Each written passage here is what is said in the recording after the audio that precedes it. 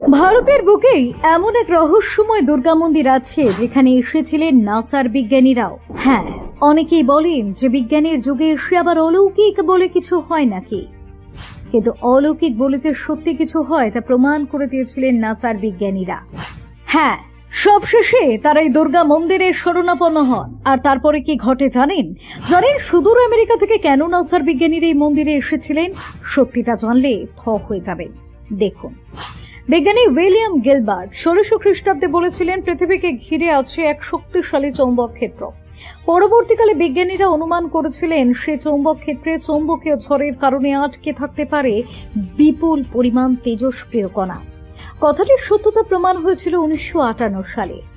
আইওয়া ইউনিভার্সিটির মহাকাশ বিজ্ঞানী জেমস ভ্যান আবিষ্কার করেছিলেন পৃথিবীকে ঘিরে থাকা দুটি অতি উচ্চ ক্ষমতাশালী তেজস্ক্রিয় বলয়, যেগুলির নাম দেওয়া হয়েছিল ভ্যান অ্যালেন বেল্ট।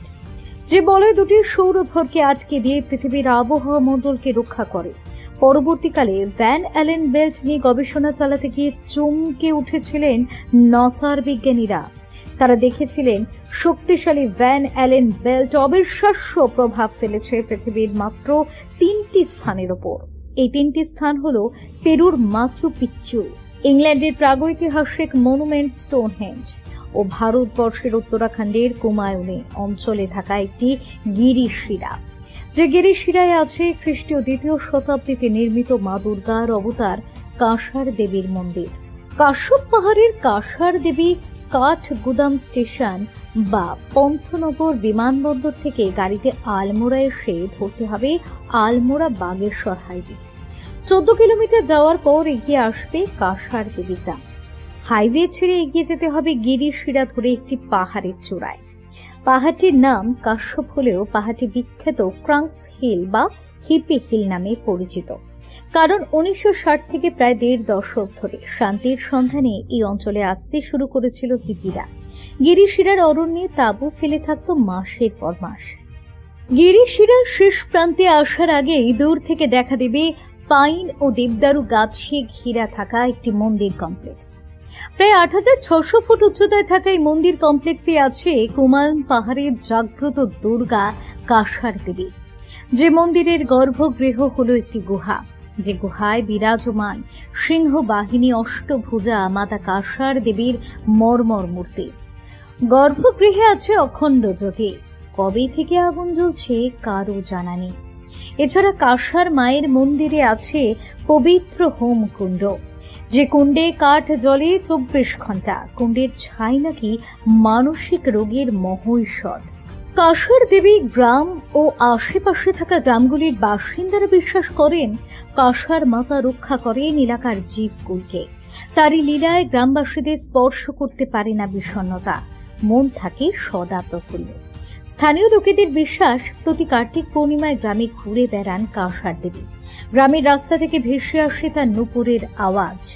তাই কার্তিক পূর্ণিমার পবিত্র তিথিতে মন্দির প্রাঙ্গণে বসে কাঁসার মায়ের মেলা। মন্দির থেকে 1 কিলোমিটার দূরেই আছে 108 শক্তিপীঠের অন্যতম পীঠ কালী মাঠ, যে পীঠে দেবী কালিকার সঙ্গে পূজিত হন লক্ষ্মী ও সরস্বতী। কাঁসার দেবীর মন্দিরে পা রাখা মাত্রই হাতছানি দিয়ে ডাকবে তুষার মৌলি হিমালয়। চোখ ক্যামেরায় ধরা পড়বে শিবলিঙ্গ, পঞ্চচুল্লী, নন্দা দেবী, ত্রিশূল চৌখাম্বা ও আরো কত চেনা অচেনা শৃঙ্গের দল। তাই কাঁসার দেবী থেকে সূর্যাস্ত সূর্যোদয় দেখার অভিজ্ঞতা হারাতে চান না কেউই। এছাড়া মন্দির প্রাঙ্গণ থেকে দেখা যায় আলমোড়া ও হাওয়ালবাগ উপত্যকার নয়নাভিরাম নৈসর্গিক দৃশ্য। কাঁসার দেবীকে বিশ্বের দরবারে প্রথম চিনিয়েছিলেন স্বামী বিবেকানন্দ। 1890 সালে তিনি এসেছিলেন কাঁসার দেবী মন্দিরে। ধ্যানমগ্ন হয়ে থাকতেন মন্দিরের কাছে থাকা একটি গুহায়। কাঁসার দেবীর মায়াবী পরিবেশ স্বামীজিকে দিয়েছিল গভীর প্রশান্তি, যা তিনি লিখেও গিয়েছিলেন।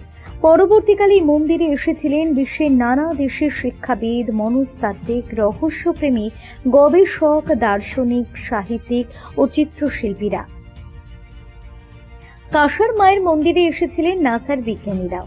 2013 সালে পুরো গিরিশিরাটি জুড়ে বিভিন্ন পরীক্ষা নিরীক্ষা চালিয়েছিলেন তারা। প্রমাণ হয়েছিল সত্যি কাঁসার দেবীর মন্দির ও আশেপাশের এলাকা প্রচন্ড শক্তিশালী এক ভূচৌম্বকীয় ক্ষেত্রের মধ্যে অবস্থিত।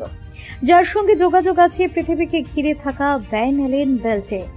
বিজ্ঞানীরা স্থানীয় মানুষের ওপরে ভূচৌম্বকীয় শক্তির প্রভাব নিয়ে গবেষণা শুরু করেছিলেন। সে গবেষণা আজও চলছে। এক যুগান্তকারী ফলাফলের অপেক্ষায় আছে বিশ্ব। পুরাণ ও উপনিষদ বহুকাল আগে থেকেই বলে এসেছে প্রকৃতি মায়ের বুক থেকে উৎসারিত শক্তি কিভাবে মানুষের মনের ক্ষত সারায়। উৎসাহীরা তাই এখন কাসার দেবীর ভূচৌম্বক ক্ষেত্রের সঙ্গে সনাতন ধর্মের যোগসূত্র খুঁজে বের করার চেষ্টা করছেন। তাদের জিজ্ঞাসা, ভূচৌম্বকীয় তরঙ্গ থাকার জন্যই কি কাসার দেবীতে বিরাজ করে নিশ্চিদ্র শান্তি?